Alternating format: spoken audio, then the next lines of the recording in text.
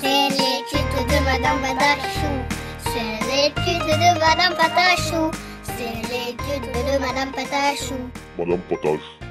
Bonjour à tous, c'est Madame Patachou, je suis contente de vous retrouver aujourd'hui pour un nouveau tuto miniature de Galette des Rois. Pour commencer, il vous faut du chocolat, du translucide et un petit peu de noir pour obtenir cette couleur. On en fait une boule qu'on vient étaler.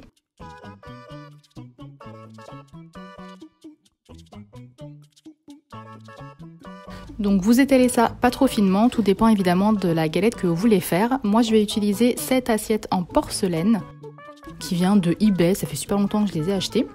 Ensuite je prends du blanc, de l'ocre, du jaune et du translucide. Et je vais venir entourer cette frangipane au chocolat. Donc si vous me suivez depuis longtemps, vous savez que j'avais déjà fait une recette de galette des rois qui était tout à fait différente et je trouve que j'ai un petit peu quand même évolué depuis la dernière fois. Je vous mets le lien en haut à droite. Donc je l'entoure en bas, puis je la retourne et je l'entoure de l'autre côté. Donc il faut bien venir souder la pâte comme ceci.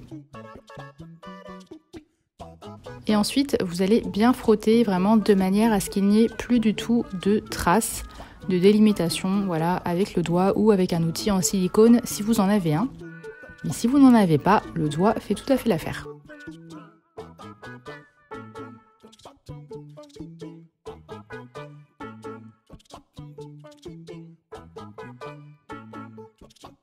Ensuite, je vais venir dessiner les petites spirales, les petits dessins qui sont sur le dessus de la galette.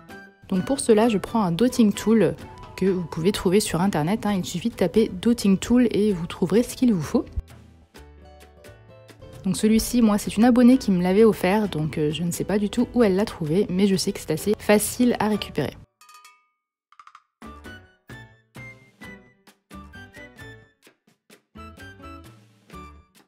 Donc je fais les traits au fur et à mesure, j'hésite pas à repasser dessus pour qu'ils soient un petit peu plus prononcés. Et pour enlever toute la pâte qui s'est détachée, je viens l'essuyer comme ça à la brosse à dents, tout simplement. Ensuite je vais arrondir un petit peu cet effet trop dur que j'ai fait sur les traits avec cet outil en silicone. Donc si vous n'en avez pas, utilisez un petit cure-dent que vous venez rouler comme ça sur les bords à chaque fois et vous allez voir, ça va vous faire un effet d'arrondi. Je prends ensuite du papier aluminium que je viens plier de manière aléatoire pour faire des traces et de la texture sur ma galette.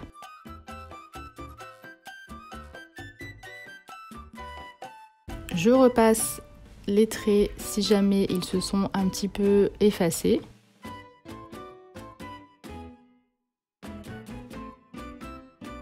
Et ensuite, je vais créer de la texture sur le bord de ma galette en faisant des traits comme ça, voilà, de manière aléatoire. Encore une fois, si vous n'avez pas de dotting tool comme celui-ci, vous pouvez utiliser un cure-dent par exemple. Je fais ensuite plein de petits trous avec une brosse à dents. Donc je rappelle que ces brosses à dents sont uniquement à usage fimotal, si j'ai envie de dire. Donc c'est uniquement pour la fimo, faut pas les utiliser pour vous brosser les dents évidemment.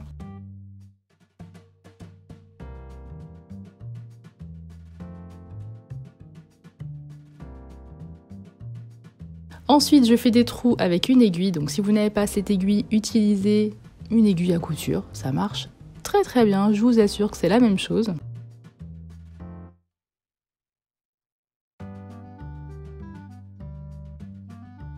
Donc je repasse toujours sur les traits pour être sûr, voilà, qu'ils restent comme il faut. Et je viens refaire toute la bordure, faire toute la bordure de ma galette. Je coupe ensuite une part et je vais pouvoir commencer à texturer l'intérieur. Donc on va légèrement séparer le chocolat de la pâte, surtout en haut. Et ensuite on va venir texturer en venant soulever la pâte de part et d'autre. Donc tout simplement, il faut enfoncer l'aiguille, venir soulever légèrement la pâte, enfoncer l'aiguille, venir soulever, etc. Mais sans enlever la petite partie que vous avez soulevée à chaque fois. Et il faut faire ça vraiment partout pour qu'il ne reste plus aucun coin lisse.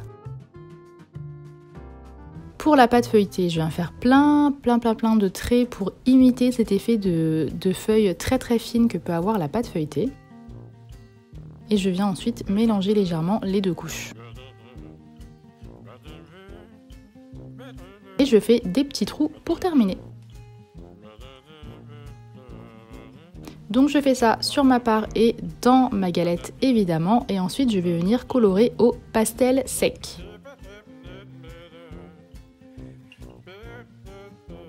Comme d'habitude, la couleur ocre pour commencer et ensuite une couleur marron pas trop foncée, sinon ça va vous faire un effet de cramé. Donc c'est un marron qui tire pas mal vers le rouge celui-ci.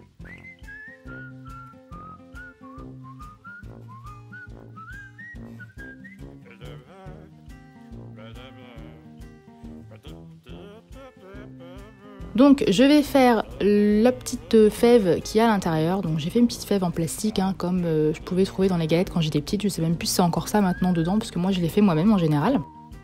Mais j'ai fait une petite fève en forme de cloche. Voilà, c'est pour vous dire au cas où vous ne voyez pas à quoi ça ressemble.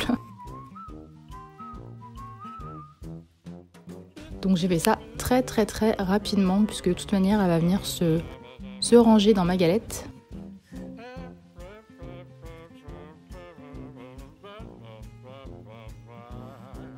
Ensuite, je fais légèrement un trou avec un scalpel ou tout outil que vous avez et je viens y placer la fève mais je ne la rentre pas entièrement.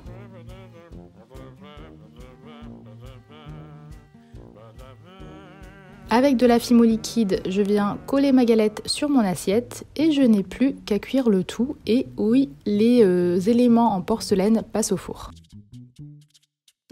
Pendant ce temps-là, je vais dessiner ma couronne. Donc j'ai pris une feuille de papier blanche tout simplement et avec un crayon à papier, je suis venue dessiner ma couronne.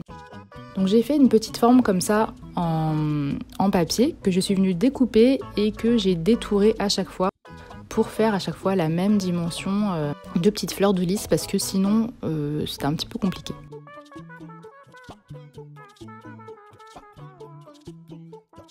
Ce que je vous conseille de faire, c'est de prendre une image de couronne de galette des rois sur internet et puis vous essayez de la reproduire. Il y en a plein de différentes, donc je pense que vous avez le choix.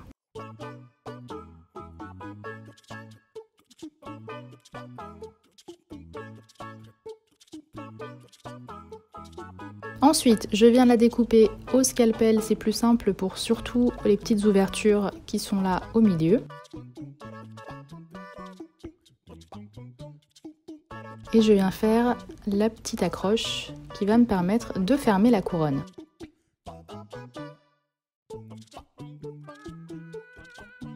Voilà ce que ça donne une fois qu'elle est découpée. Ensuite, je prends un petit peu de Fimo liquide sur mon plan de travail et je vais venir passer dans tous les endroits où je veux qu'il y ait un effet 3D.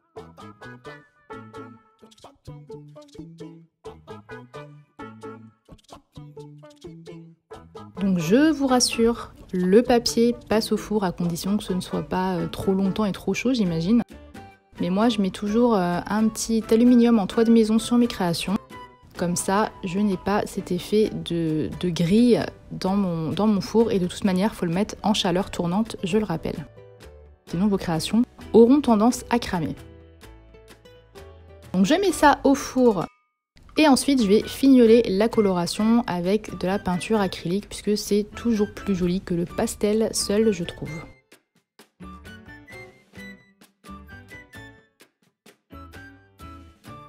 Donc on évite de passer dans les creux, sinon c'est pas joli.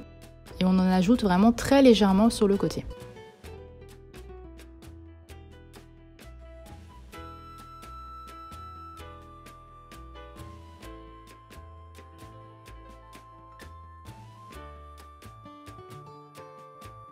Je fais de même sur la petite part. Et une fois que c'est sec, je viens mettre une bonne couche de vernis bien brillant, c'est important, pas du mat sinon ça fera pas joli, pour avoir cet effet brillant sur la galette. Donc vous en mettez que sur le dessus, ça suffit largement et pas dans les creux vraiment, que sur les côtés qui sont très cuits. Une fois que ma couronne est passée au four, la Fimo liquide a durci. On va pouvoir venir prendre de la poudre dorée avec du vernis brillant, pas de l'eau sinon ça ne tiendra jamais. Vous faites le mélange sur un papier alu ou ce que vous voulez. Et ensuite, vous venez peindre la couronne. Et comme ceci, vous allez avoir un effet de relief sur celle-ci.